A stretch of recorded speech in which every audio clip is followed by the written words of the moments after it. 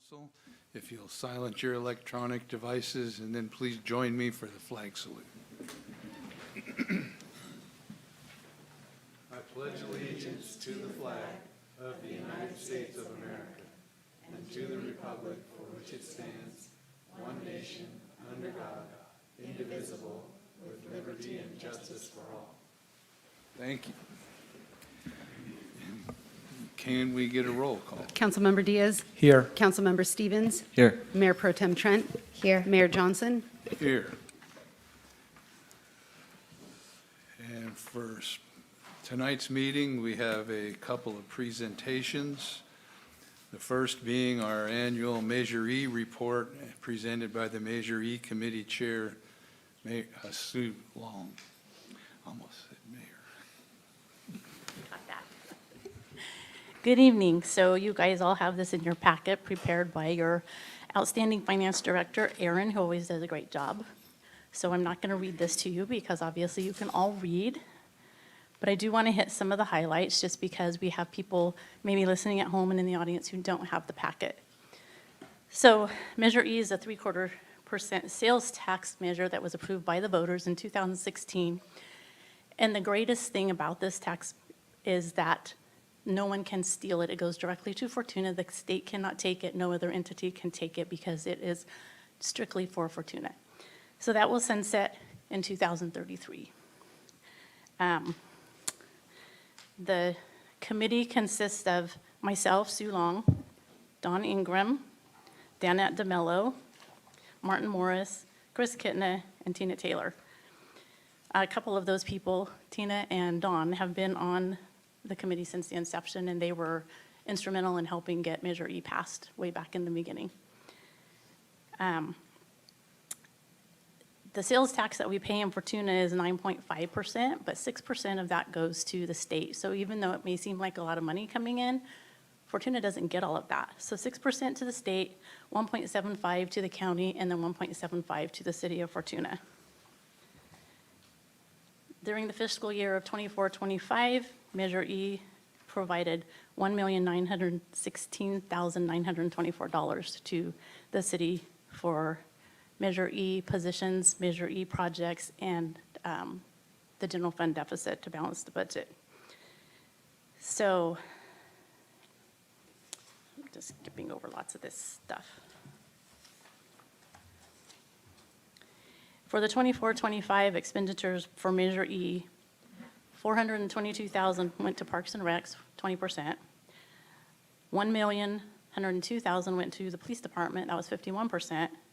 $238,000 went to cover the general fund deficit, and almost $400,000 went to public works. So Measure E was put on the ballot to maintain essential services for the city of Fortuna, to provide youth programs, senior programs, repairing aging and deteriorating streets, and the police, which was a big, huge part of it, as you can see. I'm super proud of the city of Fortuna, the Measure E committee, the city councils that have been in place since the inception of staying true to what that Measure E was promised to the voters and not veering from the intent. And so that's, not all cities do that. And so Fortuna has maintained that and stuck to it, and I'm super glad. So some of the biggest projects, street maintenance, there was $75,000 that, or $112,000 that was for some paving on Newburgh and South Loop. Parks and Rec, we have our Parks and Rec director and a recreation program supervisor. We also bought a boom mower for the streets, and we bought, or the parks, and we also bought a, lightweight mower for the parks, which helps, because of the lightweight, you can get on the fields when they are wetter than we could with the old mower, so we can get the fields in order and ready for the youth and adult softball and soccer and all the things. They can get out there and start practicing and enjoying the parks much sooner than they could before. They were able to buy a screen that they put in Newburgh Park to keep foul balls from going onto the playground. I actually was there one night and got hit pretty hard by one, because those guys, man, well, even some of the gals, they hit hard. And so I was happy to see that. We need to keep our little kiddos safe when they're running around down there. We were able to acquire a portion of the McLean property to expand Newburgh Park, and we have $850,000 set aside for improvements there, even though not much has happened yet because of, I think, staff time and just trying to find time to design and figure out what we want to do there. There is a what do you call it? Master plan, thank you, Aaron. But we need money to be able to develop it to the full extent, and we have not been able to get any grant money for that yet. Police department has a lot of positions paid by Measure E. The detectives, which have proven to be invaluable. They have solved a lot of crimes. They've handled 1,481 incidents in 24, 25. And for 2 people, that's a lot of cases. And so we added a community services officer, a records clerk, a code compliance officer, which helps with blight and keeping dead cars off the streets and keeping garbage from accumulating on properties. He can go out and talk to the people and hopefully get them to come into compliance. And he's been a great asset to the city as well. The canine program, which everybody loves because we have the 2 dogs, Kane and Blitz, and they are very active in the community, helping out with the officers as well as interacting with the children in the community and at other community events. We also replaced the bulletproof vest for the police officers. I mean, obviously, we want to keep them safe. And we spent $67,000 to finish up the police facility this year. So those are just some of the highlights. I think that I know that without Measure E, we would not have several of those police positions. We would not be able to balance our budget. And so it was a big deal when that passed. And thankfully it did. It does sunset soon. Well, 2033, it'll be here before we know it. But that's it in a nutshell. So if you have any questions, Aaron probably knows the answer better than I do. But I'd be happy to answer anything that you guys want to ask. Do we have any questions or comments for? All right. Thank you, guys. Thank you. And thank you for the work you do on the committee, all the committee members, and holding our feet to the fire. So following that, we have another presentation from, it's in, got to turn the page faster than the computer. Aaron. Oh, Aaron and his mid-year budget review. Yes, so good evening, Honorable Mayor and City Council. So it is my pleasure to present the fiscal year 25-26 mid-year review. So the intent of this report and discussion is to review activities for the first half of this fiscal year, in this case, July through December of 2025, and provide a revised projection of revenues and expenditures to fiscal year end. This will enable staff and council to make more informed decisions through the remainder of this fiscal year and while preparing the fiscal year 26-27 budget. The formal submittal of a review during the fiscal year provides an opportunity to identify and present any fiscal problem areas to you and to recommend corrective action or additional funding needed. Staff will be reviewing with the council the city's general fund tonight. Included in the council packet is information on the water, wastewater, and other funds of the city. And although staff will not be presenting on those tonight, if council has any questions, staff would be happy to answer those. And so also please note, as part of this discussion, staff is not recommending making any budget adjustments to the current adopted budget. Any proposed supplemental budget adjustments by staff have already come before council or will come before council as a separate item for council consideration and approval. So before I dive into the fiscal year 25-26 mid-year numbers, I just wanted to briefly recap how fiscal year 24-25 ended. And so the first thing I'll highlight here is that tax and fee revenue is flat with only a $17,000 year-over-year increase. And then I'm just going to jump to the bottom. And the second thing I want to highlight is that the general fund ended fiscal year 24-25 with a net deficit of $180,000. And that was due to a few items. The first one was, it was a $37,000 rollover from the prior fiscal year for 2 new building division vehicles. And what that means is essentially it was budgeted in the previous fiscal year 23-24, and it just took over a year to be able to get those vehicles delivered and paid for. And so we see that expense occur in 24-25. Then we also had a rollover for the Monday Club chimney repair project. Again, that was budgeted in 23-24, but we ended up spending it in 24-25.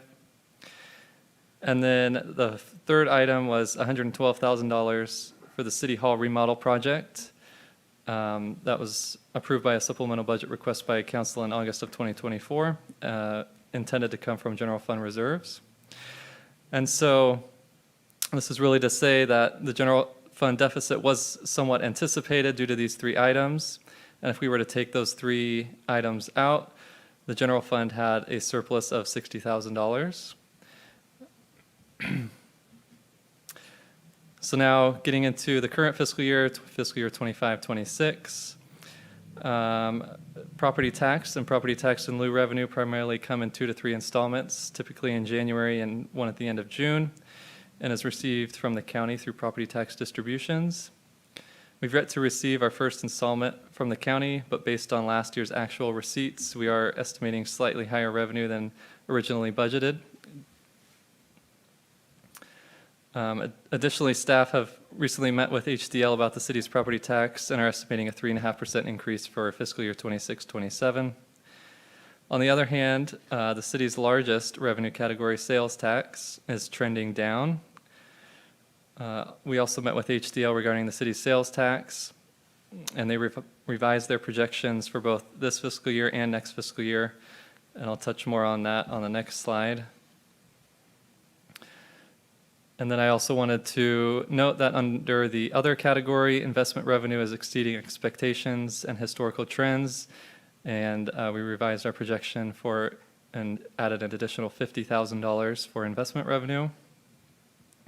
And so overall, on the revenue side, we're anticipating $44,450 more in revenue than we were at the beginning of the fiscal year. So talking about sales tax a little more, which again is the biggest source of revenue to the city's general fund. Sales tax as compared to the peak year, which was fiscal year 21-22, this current fiscal year is anticipated to be 6% lower, or $150,000 less. And we also see that continuing into 26-27 with only about a 2 to 3% increase from 25-26. Spending has not been picking up among consumers since the COVID era highs, and consumer sentiment is trending down as inflation continues to eat into consumers' ability to make discretionary purchases. And then on the expenditure side, we see that most of our departments are estimated to finish the fiscal year in line with what was included in the adopted budget. There are a few exceptions, general government, within the general government department, police department, and community development department. However, all 3 of those had SPRs approved by council since the budget was adopted. And so under general government, the council approved $70,000 for generalized consults for the Fortuna strategic plan and general plan updates. Under police, the increase there is because the council approved $1.5 million for an additional discretionary payment to CalPERS. And as a reminder, this payment will result in an estimated almost $1.25 million in interest payment savings to the city. And then under community development, this council approved $110,000 for the addition of a senior planner position to also assist in the Fortuna strategic plan and general plan state mandated updates. And so overall, we're showing an increase of $1.3 million. But again, taking out kind of the primary cause of that increase, the $1.5 million to CalPERS, that leaves us with an anticipated $200,000 less in expenditures. And that is primarily due to pay and benefit savings from the Parks and Recreation Department due to the department being severely short-staffed in the first half of the fiscal year. And so this just, now that we've looked at the revenue and expenditures separately, we'll put them together to see how the city is projected to end the fiscal year overall. And And so as part of the budget that was adopted back in June 2025, the city anticipated having a $380,000 deficit. Now we're looking at a deficit of about 1.75 million. However, taking out that 1.5 million to CalPERS, that leaves us essentially with a $254,000 deficit, which is an improvement of about $125,000 from the adopted budget. So staff will continue to monitor the city's fiscal health and use these findings to assist in preparing the fiscal year 26-27 budget. And just to kind of summarize the presentation as a whole, the city is in a slightly better position than anticipated for this current fiscal year. However, we still are at a deficit. And additionally, the trend of sales tax revenue being flat will continue to increase pressure on our already tight budget. And so council can anticipate further discussion on that topic during the special budget workshops coming up. And then just to close out my presentation, I just kind of wanted to briefly show the next steps in the budget process and what we have to look forward to. So April 8th and April 15th, the Measure E Committee will meet. The first one, the departments will present the proposed projects. And then the second one on April 15th, the Measure E Committee will finalize those recommendations. And then in late April and early May, we'll have two special council meetings on the proposed budget. The first one on the general fund and the second one on enterprise funds. And then June 1st, we'll hope to adopt the council will adopt the budget at a regular council meeting. So with that, I'll turn it over to the mayor for any questions. Any questions from council regarding overall, the money that has been spent for extra payments to PERS has paid off, and that was a wise move. And if you go back over the last 3 years of state budgets, we look pretty darn rosy compared to that. We're talking billions of dollars in deficit. I don't wish that on anybody, though, especially since it's on us, too, because trickle down. But thank you for the report. Thank you for some good news in there, and we appreciate it. So from there, is there any oral comments on this item? None? Okay. So we'll move to oral comments from the public on items not in the agenda tonight. Again, nothing.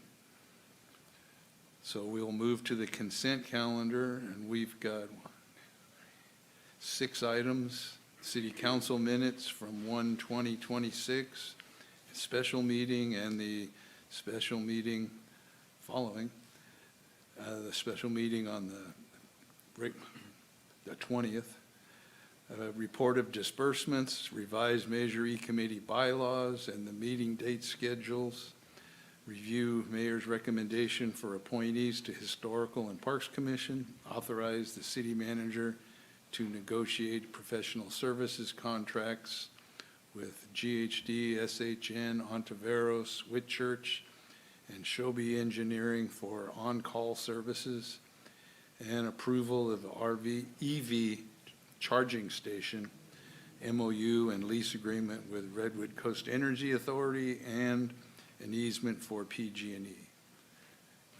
Anybody have any questions on these items? Or wish to pull anything? Is there any oral comments from the public on these items? Seeing none, we'll entertain a motion. Make a motion to accept the consent calendar. Second. We have a motion and a second to approve the consent calendar. All in favor? Aye. Opposed? None. So, thank you. And that brings us to city council business. The first item being the second reading and adoption of ordinance 2026-781 with amendments to the zoning map. Honorable Mayor and council members, I'd like to introduce Katie Schmidt, our new Senior Planner in Community Development, and she will be giving you this presentation. No, it's Michelle Nielsen. Okay, Michelle, come on up to the staff table. Sorry about that. It was the second reading. I thought maybe Katie was going to do it.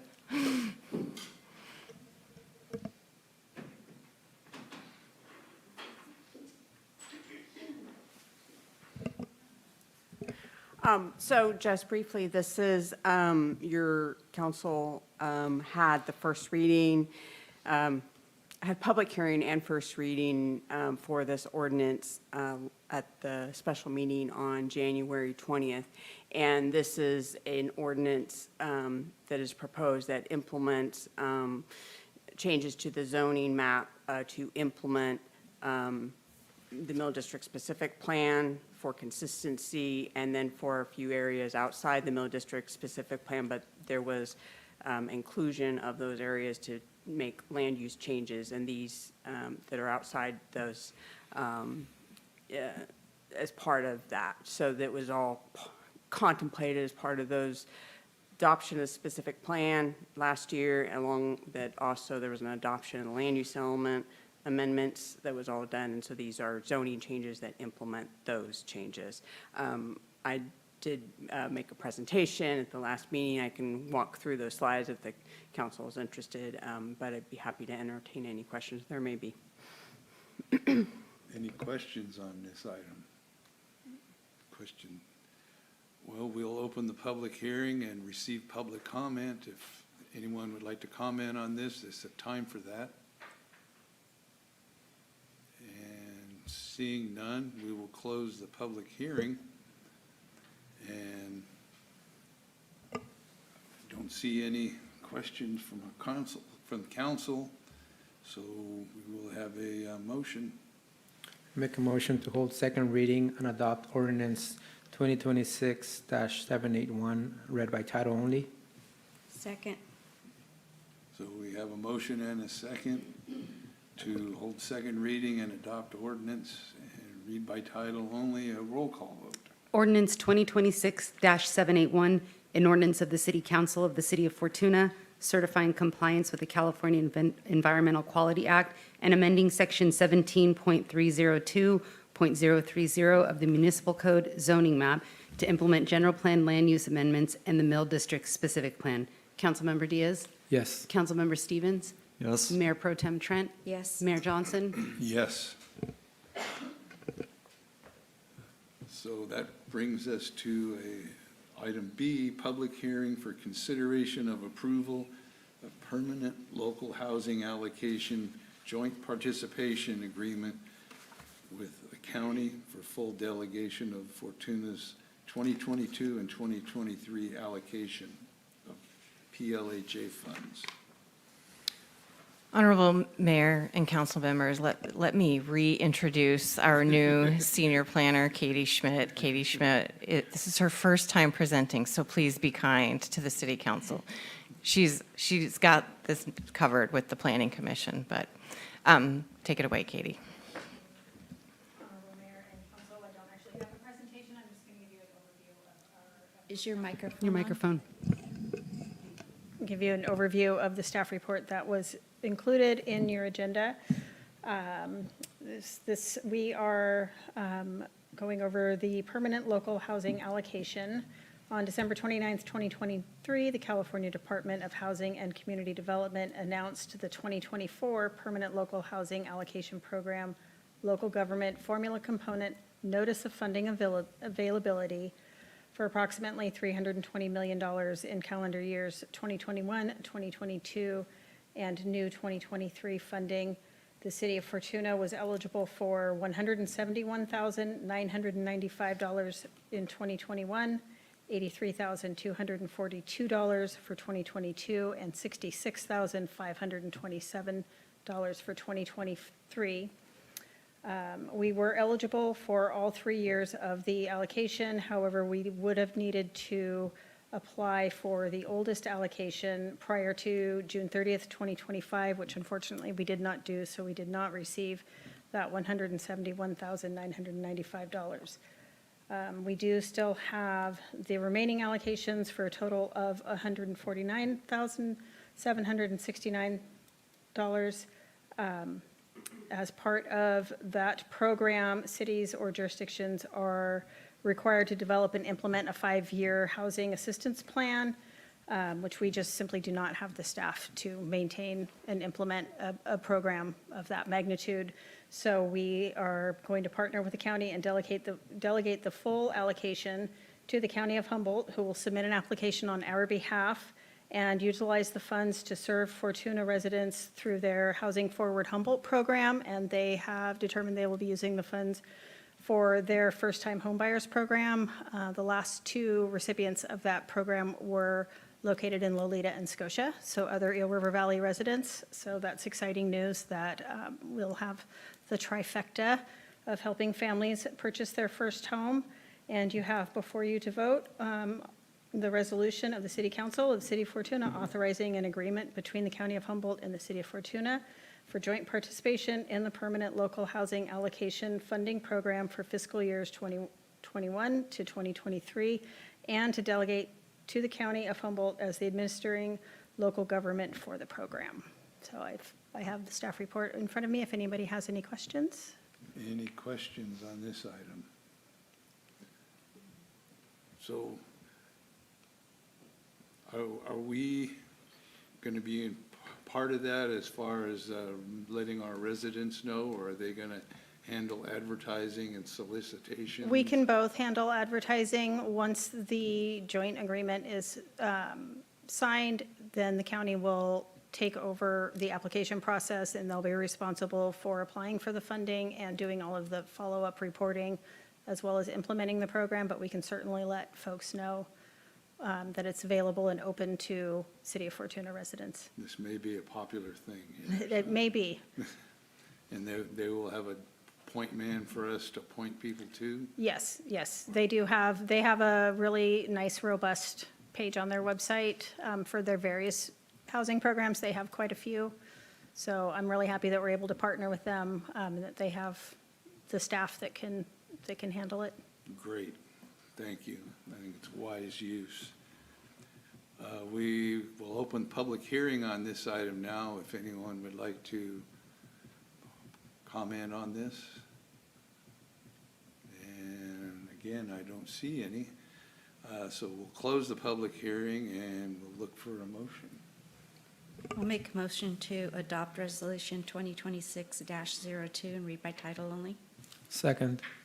So we have a motion to adopt Resolution 2026 and read by title only. A roll call vote. Resolution 2026-02, a resolution of the City Council of the City of Fortuna authorizing an agreement between the County of Humboldt and the City of Fortuna for joint participation in the Permanent Local Housing Allocation Funding Program for fiscal years 2021 through 2023, and to delegate the County of Humboldt as the administering local government for the program. Councilmember Diaz? Yes. Councilmember Stevens? Yes. Mayor Pro Tem Trent? Yes. Mayor Johnson? Yes. And again, thank you. Thank you for seeing this through and making it available for our residents. You know how I love to find funding for us. Yes. So here we have public hearing and introduction with first reading of ordinance 2026-782, amendments to Title 17 zoning regulations. And a staff report. Oh, again. So this matter before you is an ordinance to repeal and replace the city's existing accessory dwelling unit ordinance to essentially ensure compliance with state ADU law. As in more detail in the staff report, but I'll give an overview here just in case for people who may be listening. So in November of, in 2021, excuse the error with the November 2019, in 2021, the city of Fortuna adopted its own accessory dwelling unit and junior accessory dwelling units ordinance. Since then, state ADU law has been amended basically almost every single year. In 2020, HCD, the California Department of Housing and Community Development, they published an ADU handbook, guidebook, and that has received corresponding substantive updates in 2022 and 2024. 2025, I believe they are going to be coming out with another one this year. Those updates to stay current with the massive changes in state ADU law. In beginning of January of 2024, HCD now has the legal authority to enforce all state ADU laws. Prior to that, they had the authority to review each city, county's adopted local ADU ordinance for compliance, but now they have the authority to enforce that. So, kind of before getting into this slide here, the content. So what is happening is they are looking at the ADU ordinances that were adopted that are a little longer in the tooth, if you will, and then haven't been updated, and then sending letters of technical assistance to those jurisdictions, advising them that there's a good chance that their ordinance may be out of date. If it's out of date, there could be repercussions for that jurisdiction through the state's ability to enforce state ADU law, but also developers, property owners have an ability to be part of that enforcement process. So they're sending letters, and their recommendation to those localities is to adopt a locally compliant ordinance, and also to ensure they're compliant. And because the way state law is written, you can't just pick and choose the parts that are compliant. It's kind of a black or white. It's either meets state law or it's out. And if your ordinance is not compliant, they're recommending that you then just work out of state law to maintain compliance.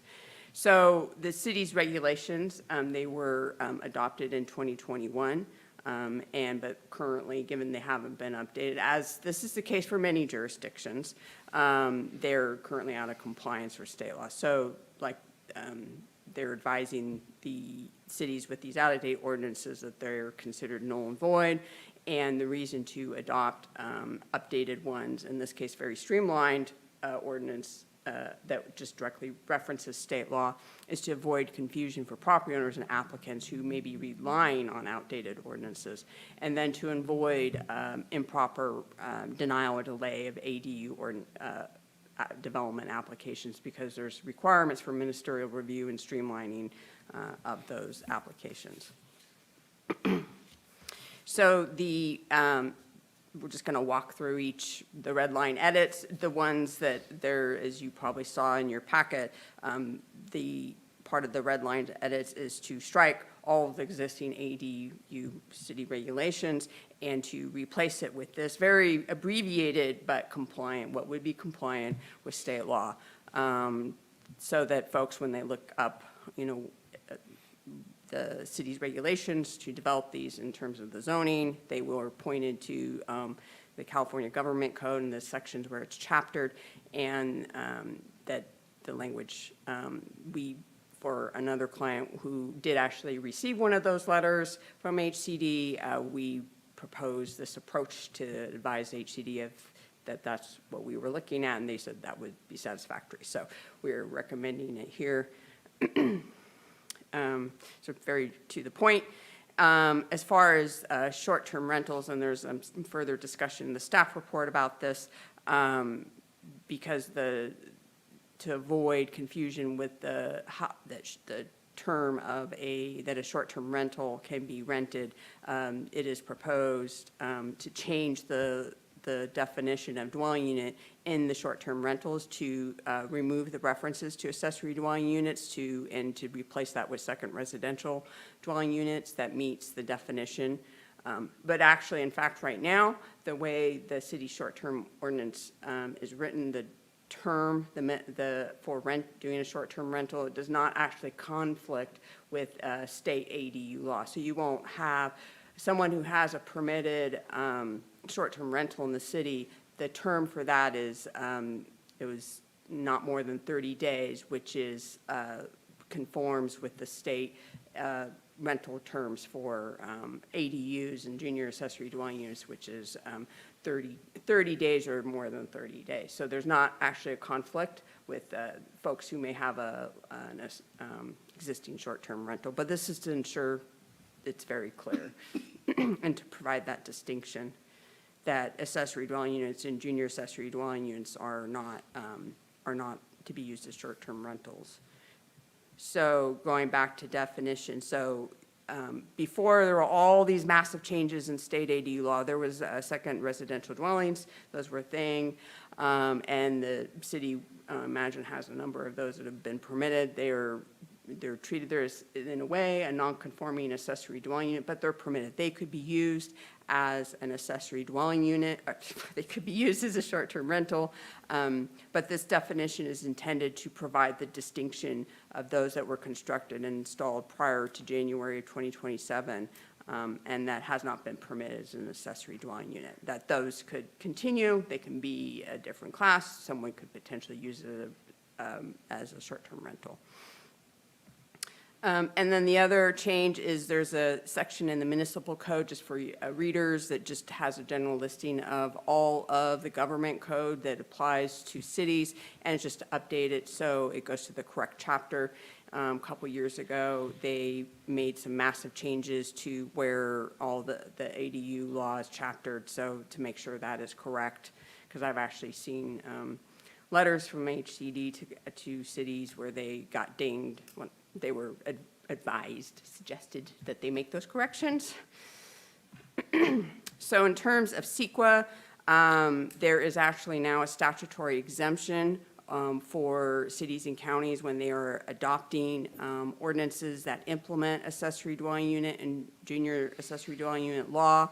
And then for belt and suspenders, there's also would be categorically exempt under the construction and conversion of small structures. So it's very much CEQA. The proposed ordinance change would be exempt from CEQA.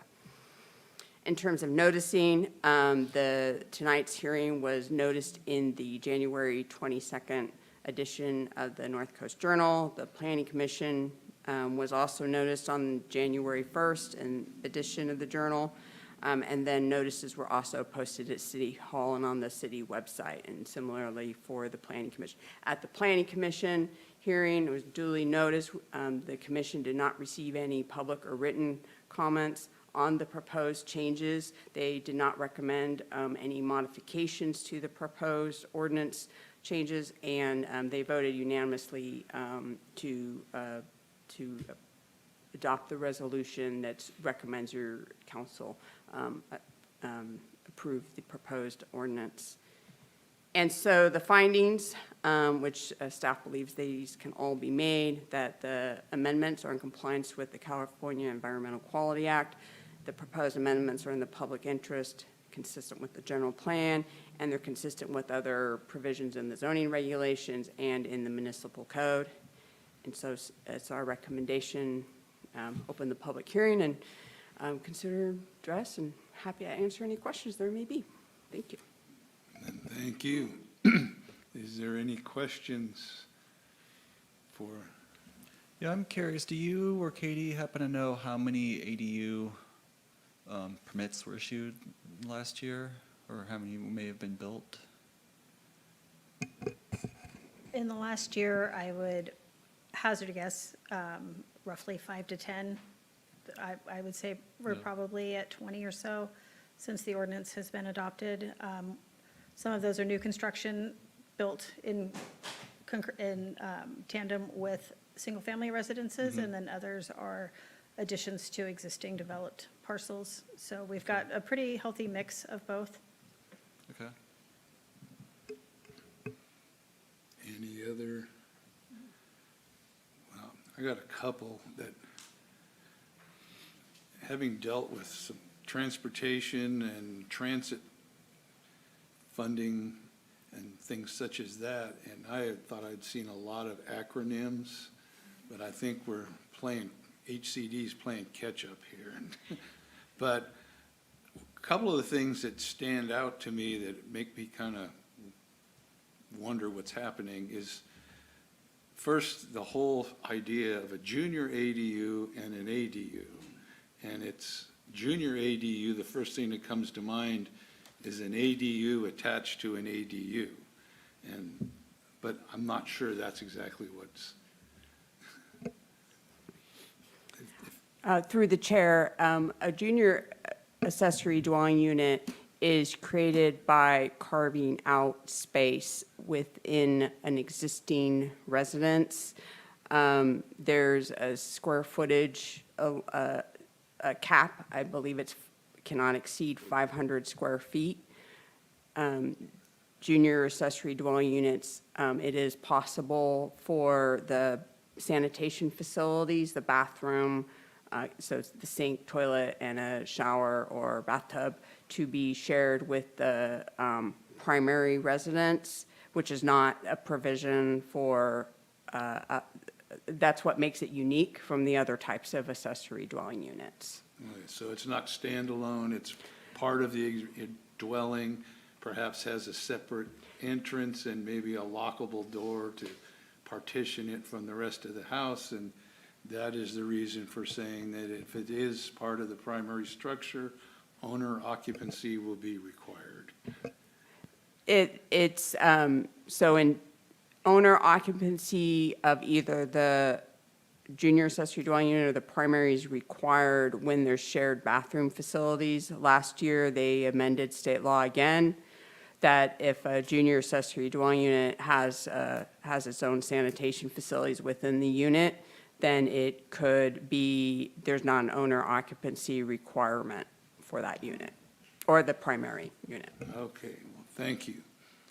And if there's no more questions, we'll open the public hearing to receive comment on this item and the changes.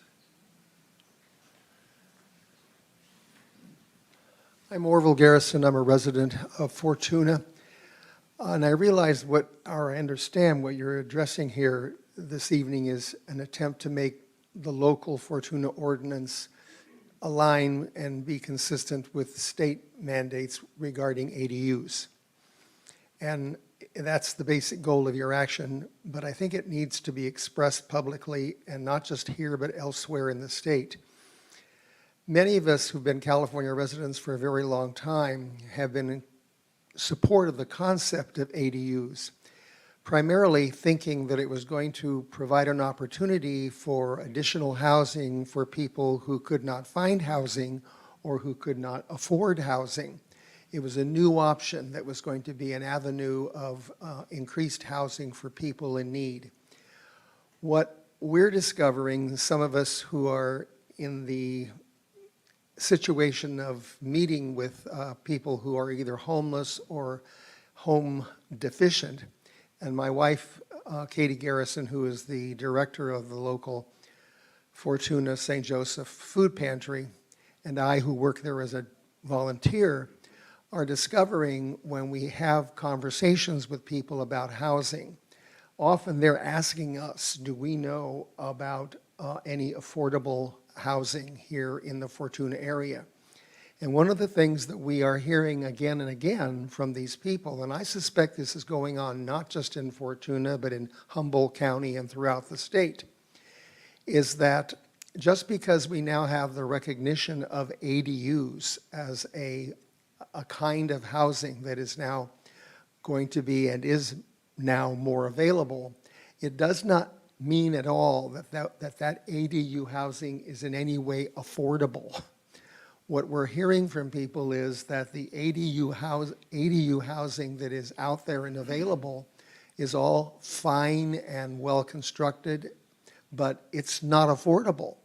And it has become, in the perception of many, to be an enrichment opportunity for property owners to provide additional housing options and opportunities on their property, and to charge whatever the market will bear.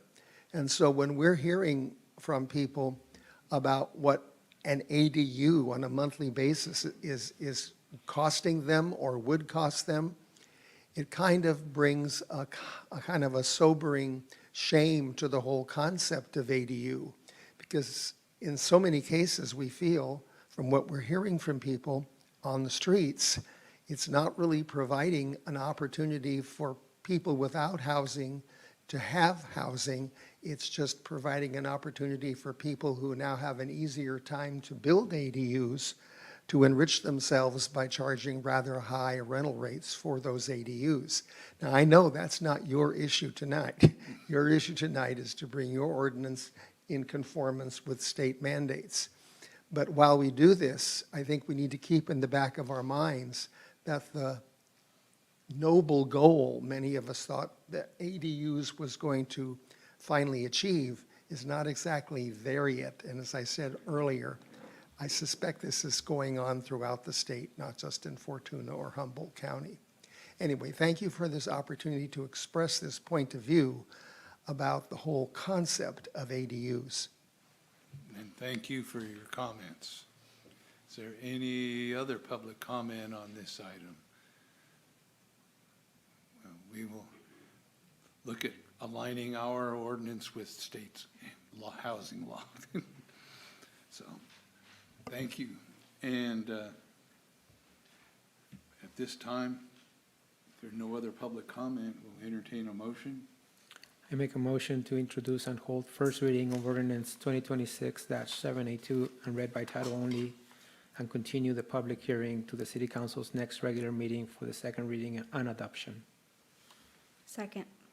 So we have a motion and a second, and a roll call vote.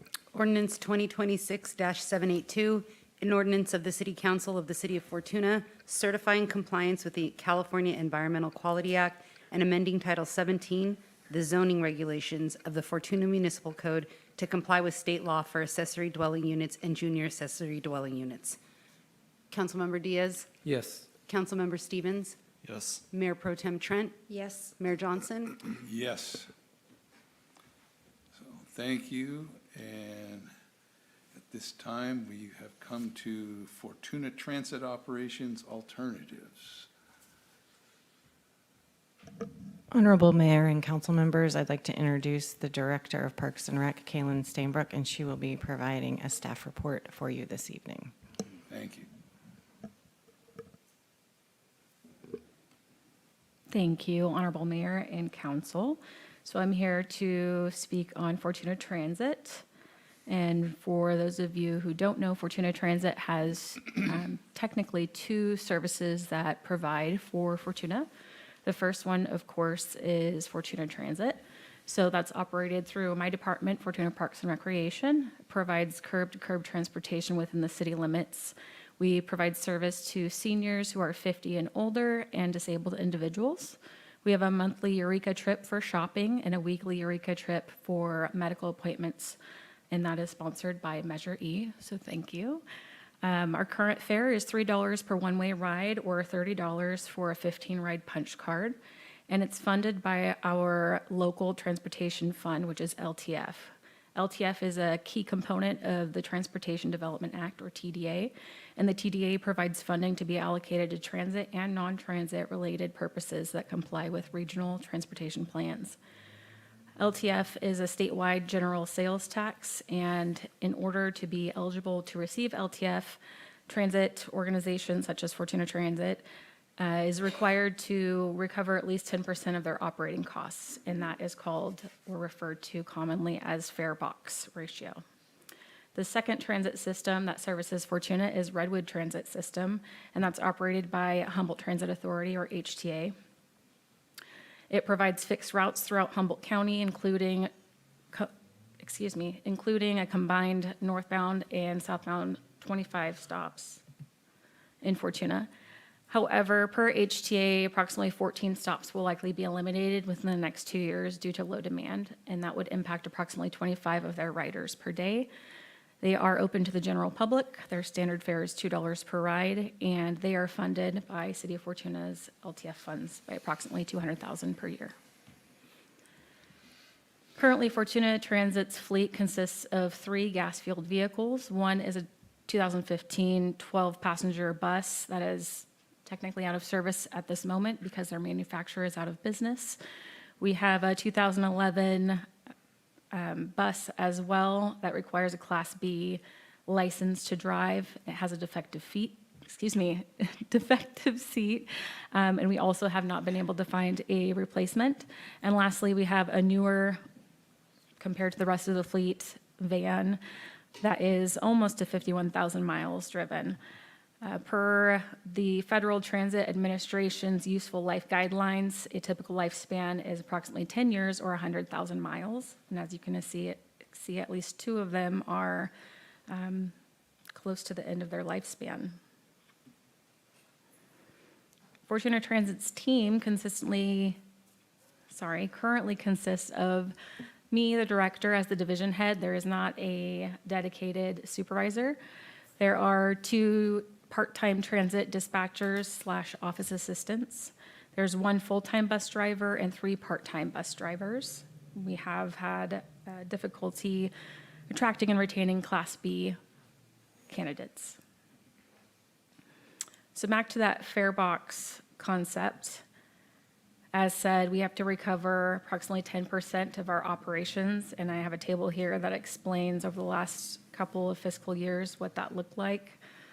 It is important to note that for the fiscal year 24-25, there was an increase in revenue and fare box ratio, and so we were able to successfully meet that fare box ratio. However, it was primarily due to organizations purchasing bulk punch cards for their members or residents, and does not demonstrate consistent fare.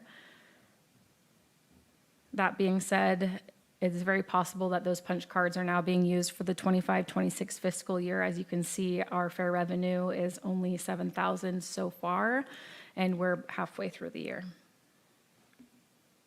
So Fortuna Transit continuity, with LTF being the primary funding source of Fortuna Transit and requiring 10% fare box, the future of Fortuna Transit as is a little unstable. So several options were workshopped internally with the Humboldt County Association of Governments, or HCOG, and Humboldt Transit Authority, HTA, to secure additional funding streams and to operate more efficiently to increase ridership.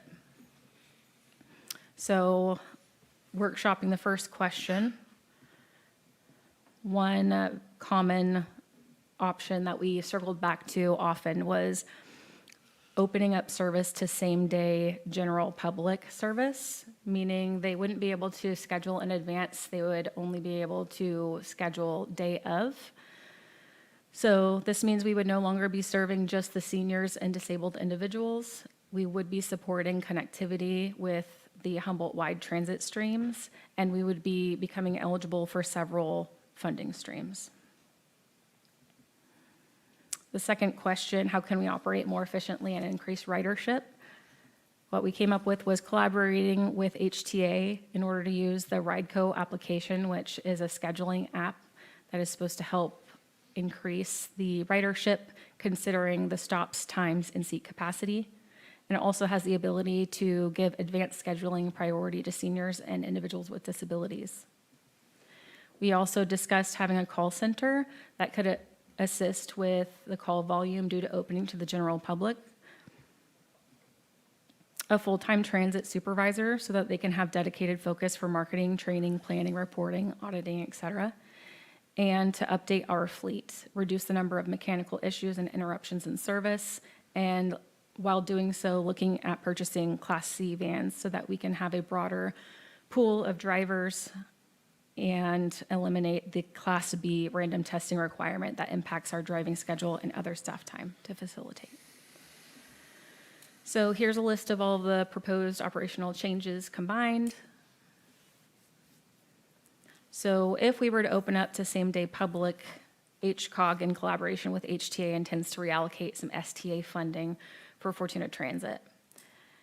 And by doing that, we would also be able to have assistance with the initial startup costs of the RideCo application. We would also be able to replace at least 2 of our vehicles in our fleet. And we'd also have annual financial assistance for the call center and for a full-time supervisor.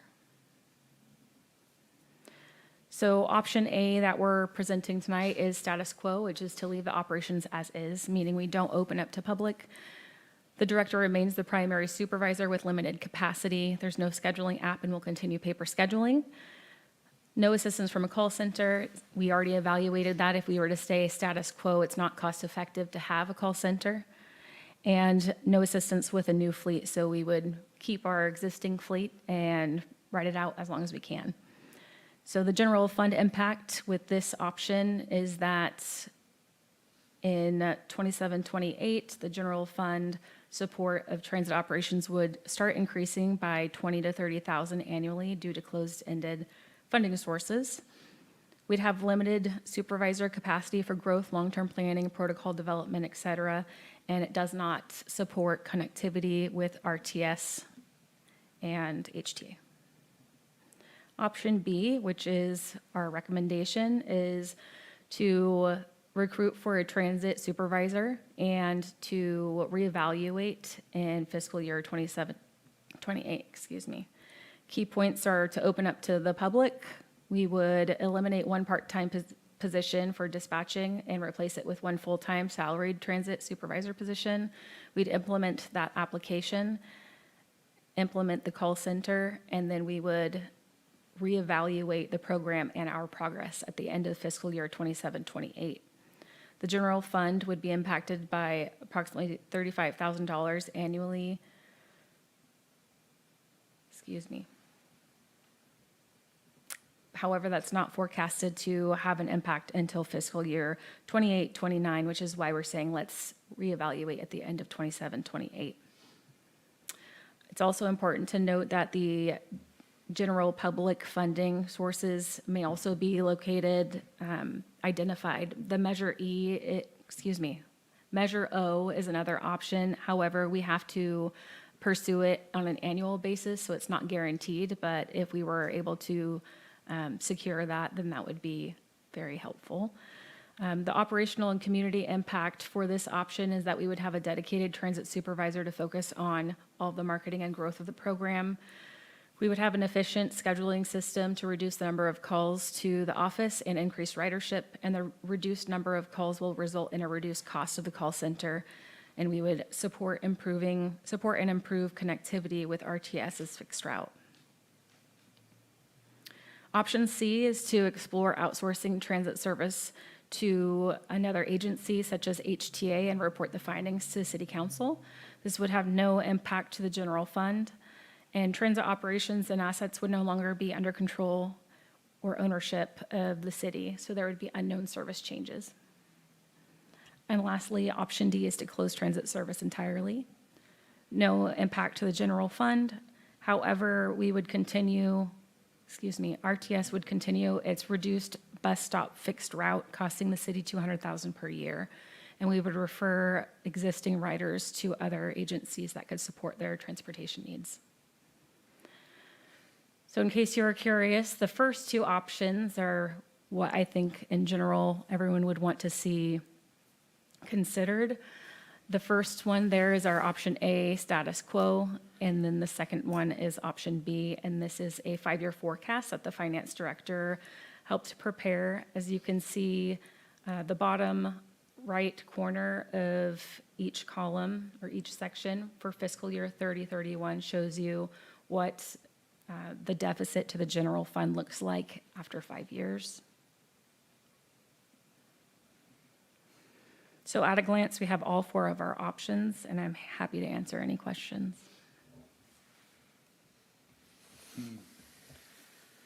What does the ridership look like, or how does it compare from prior years? Like, how often is it actually being used, and how much opportunity for growth is there to get more ridership through marketing or outreach or whatever? Sure. So currently, we don't have a robust marketing plan, and we haven't done a lot of marketing in the last 6 months or so as the future of transit has been evaluated. The ridership has declined. A lot of that in the last year or so has been due to staffing and canceled service due to our bus situation. Our fleet is very unstable at this time. And so it has become a little less reliable for some of the riders. I would say on an average, we see 35 riders per day. And let me correct that, approximately 35 trips per day. And that is between the two buses. So it definitely can be improved. And we are, at the direction of the council, ready to jump in and do a big marketing push. We just don't want to push the marketing if we are constantly having to reschedule service due to mechanical issues, or at one point, we had severe staffing issues over the summer. We have a good team now, so we're just waiting for direction. So with HTA closing 14 stops, they're going to pretty much make an express route through town. And have they given thought to assisting us with closing that gap and transporting people from Campton Heights down to bus stops along the boulevard or over by the park and ride, and helping out with, I saw there was some notes in there regarding the call center and the app. So those are viable options then for, okay. I can answer that a little more. I'm on the Humboldt Transit Authority board, and that's one of the reasons that they're willing to give us a portion of Measure O. If we get Measure O, then we will have the ability to buy those vans, and those vans will be available to transfer people from home to the bus stops, so they can get the connecting. Perfect. Is there any questions from our public regarding this item?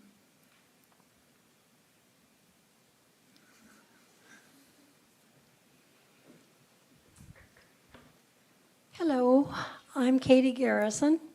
I'm the director of St. Joseph's Food Pantry, and I would like to let you know that we have a number of clients who require transportation.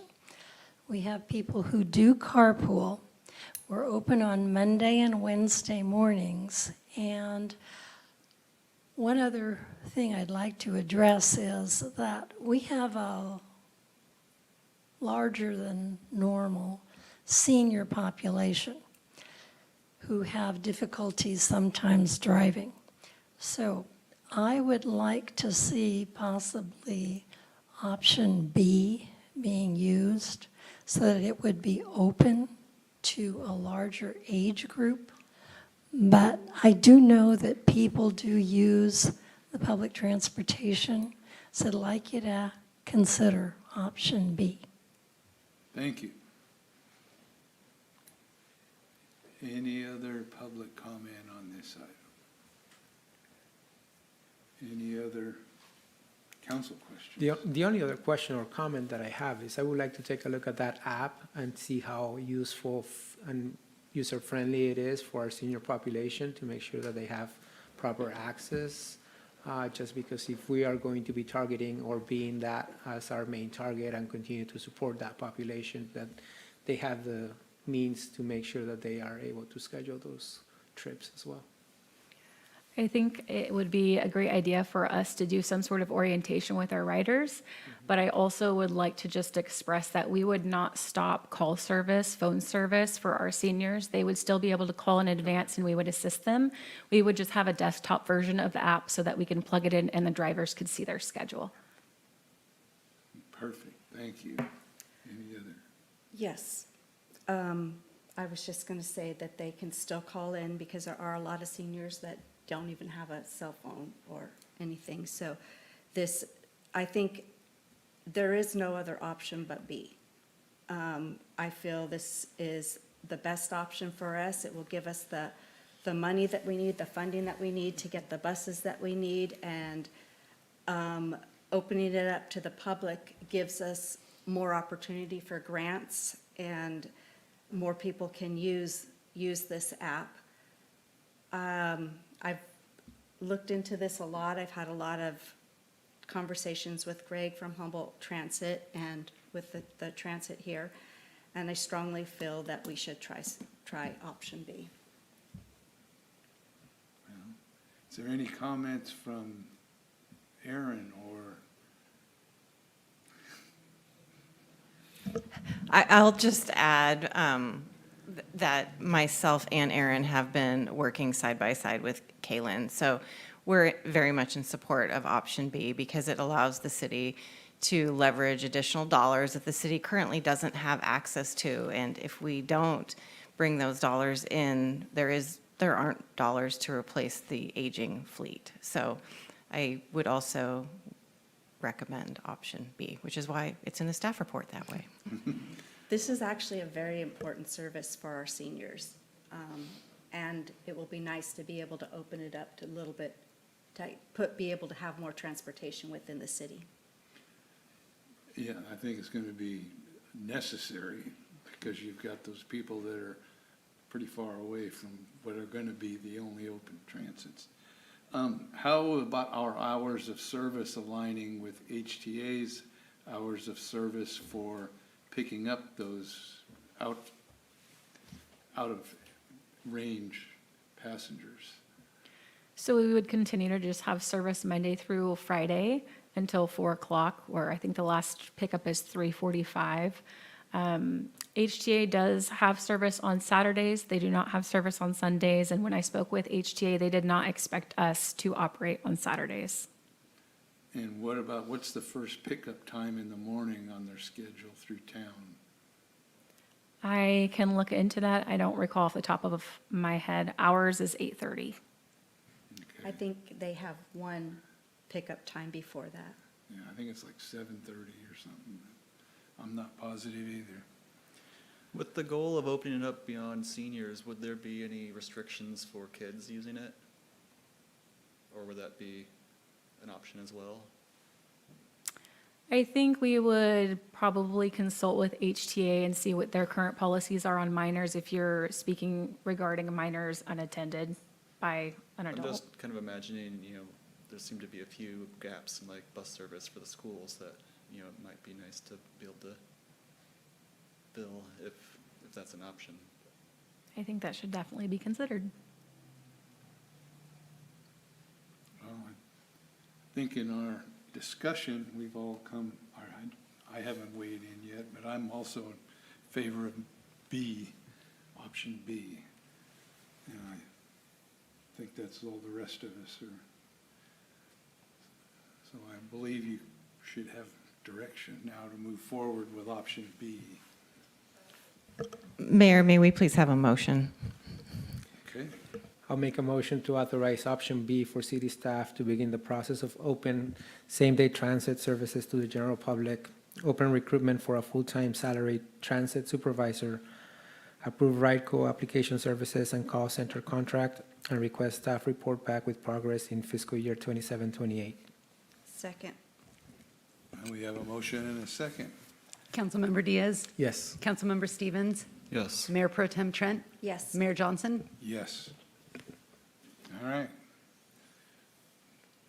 We've got a new service to begin.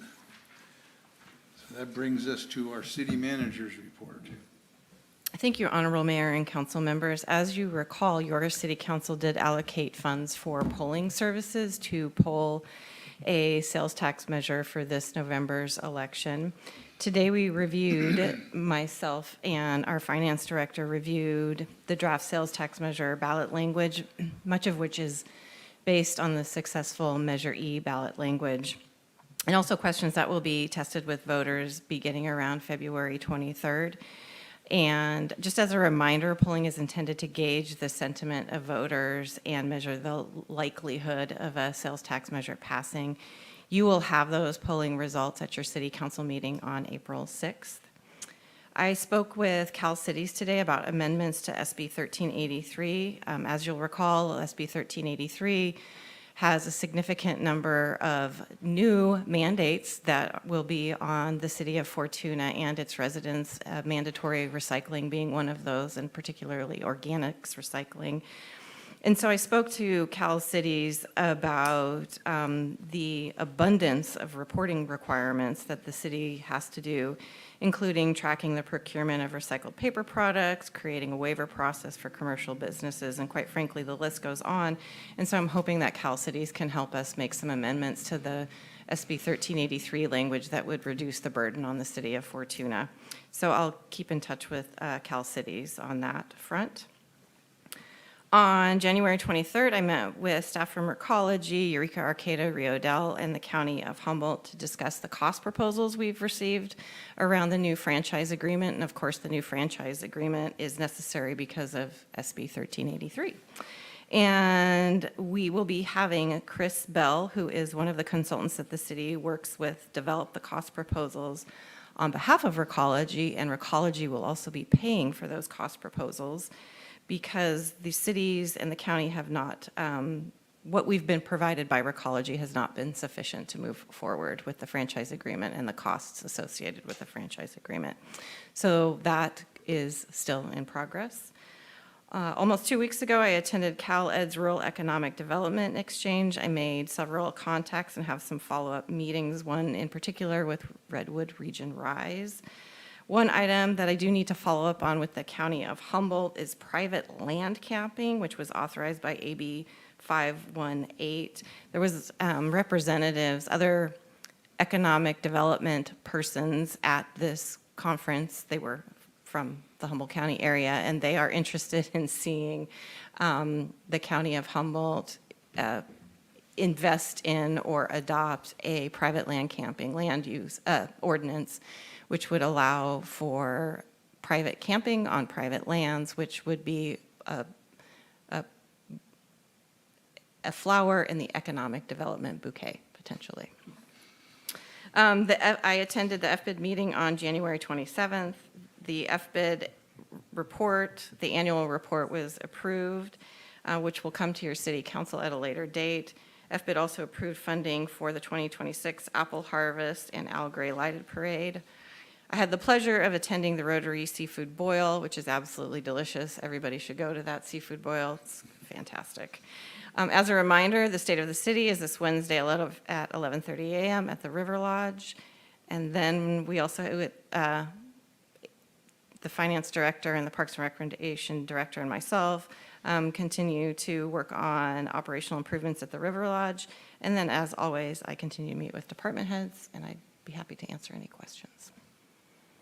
Any questions for our city manager? Okay, well, that was a mouthful there, so thank you for all that. Is there any future agenda items? Seeing none, we'll go to council reports, and Councilmember Diaz. Yes, thank you. I attended Redwood Coast Energy Authority meeting last month where we had elections for officers. We're also looking for a community advisory committee for the city of Fortuna. So if anybody out in the public is interested, please get in touch with me. It's a 2-year commitment, but it's a good opportunity to get involved into that committee and energy authority. Also, just a heads up to our community members, due to Assembly Bill 205 by the state of California, PG&E now, starting in March, is going to be listing a new item, line item on the bill, which is going to be used for the delivery charge. So in order for RCEA cannot take or absorb that into their bill. So now PG&E is going to show a line item for the delivery fee, and those that are signed up for RCEA energy generation will see an additional item type on their PG&E bill. We are estimating that because it's a flat rate that is not generated by the usage, those that use less energy And if that energy is generated by or purchased by RCEA, then they might see an increase on their bill by about $10, $10 to $12. So if you have any questions, please get in touch with me, and then we'll take a look at your bill and explain it a little bit better. But starting in March, please take a look at your energy bill from PG&E so that you understand it and realize where all those charges are coming from. That's all I have. Is that charge on top of the power charge and difference adjustment? Yes, so it's, that charge is specifically for usage of their PG&E delivery of their system. So RCEA generates the energy, but PG&E is charging them for them to be delivered to your household. So that's pretty much what that is on top of it. Well, Councilmember Stevens. Yeah, I went to a REDEC board meeting. Or I guess I should say, we have been working on updating I guess they're the bylaws that basically streamlining the language, getting rid of some of the confusing legalese. I think they're going to be requesting us and the other members to approve it. So the director, Greg Foster, I'm sure will be reaching out to city staff at some point in the near future to, explain that and potentially add it to one of our future agenda items. I went to Fortuna High Site Council meeting. They continue to struggle with math, math test scores, and I'm not sure much the city can do to help with that, but just another observation that I think it's not necessarily specific to Fortuna. It's kind of a statewide issue, but I think Fortuna in particular has been having trouble with that, especially. Did also go to the seafood boil. Was pleased to hear from, the director or from the Eel River Valley Foundation and the McLean Foundation that they are so far moving ahead with the pool that they have been working on, and look forward to seeing how that moves along. Went to Sacramento for the Cal Cities workshop for new mayors and council members. That was enlightening. Definitely good to hear from other council members from other cities, learn what they're doing, listen to some presentations from some of their experts on issues like the Brown Act and similar. Definitely got a few good ideas, and looking forward to implement those in the future. And that's about it. Okay. Mayor Pro Tem Trent. Well, as I mentioned earlier, I've had quite a few meetings with Humboldt Transit Authority about our changes and how to improve our system. So I'm looking forward to that. They've worked very hard on coming up with a plan, so I'm excited that our transit system hopefully will get back up and going good and healthy again. I did go to the seafood boil also, and I went to the library luncheon, and they talked about the future of the library. I didn't know half the stuff going on in the library. Apparently, it's completely empty. It's the first time they've ever had to move everything out, but it's going to be completely remodeled, and I'm very excited to see it when it comes back, and the new programs that they're going to be bringing to the library, and that we are so lucky in this small city to have such a good library, and our librarian is just wonderful. So I was really happy to hear about all of that. And then we heard at that meeting, and we heard at the seafood boil, that they are moving ahead with the pool, and our city manager is working, with them kind of on that a little bit, the best that we can. And I think that was most of my report. Okay. Well, I also attended the library luncheon, and it was a good report out of that. Mm-hmm. There's a lot of things going on. Our library is very involved with our kids, especially with story time and movies and programs, including science. And unfortunately, I don't remember I'm talking about math, but we're getting them ready for high school. Let's put it that way. I also got to go to the seafood boil, but unfortunately, myself and 4 of my rodeo partners, rodeo members, we got to shuck about 600 oysters and get them grilled and served. So we had a ball doing that.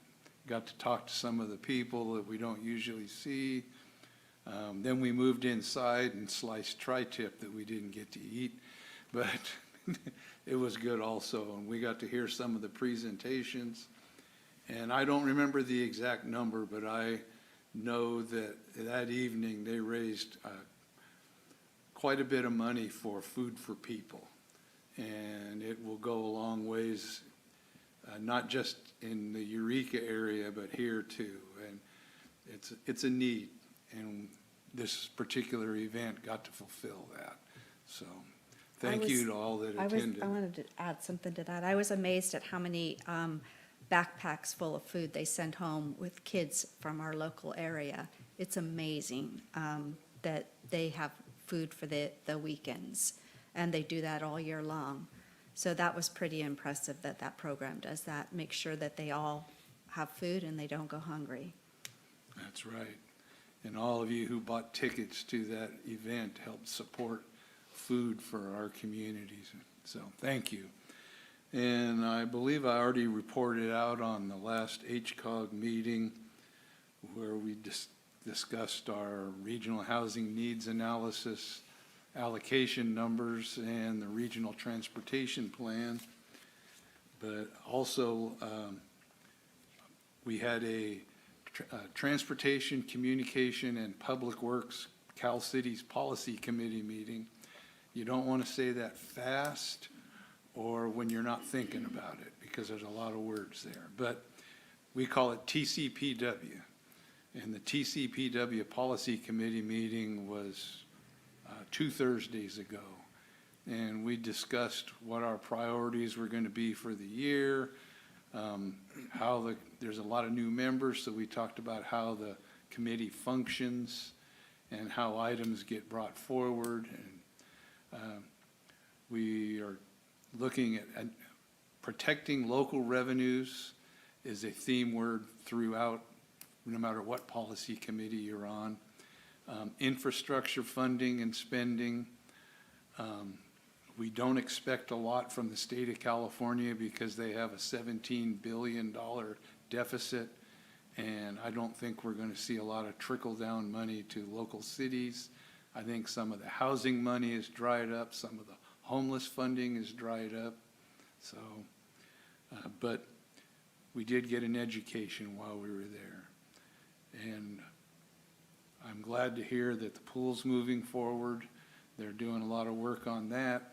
And as Dennis Scott, the McLean director, said, the next thing to know is what we're going to build and how much it's going to cost. But they're committed to seeing it through. So, but that's all I have, unless there's another. Motion to adjourn? Second. Motion to adjourn. All in favor? Aye. Aye. We are adjourned.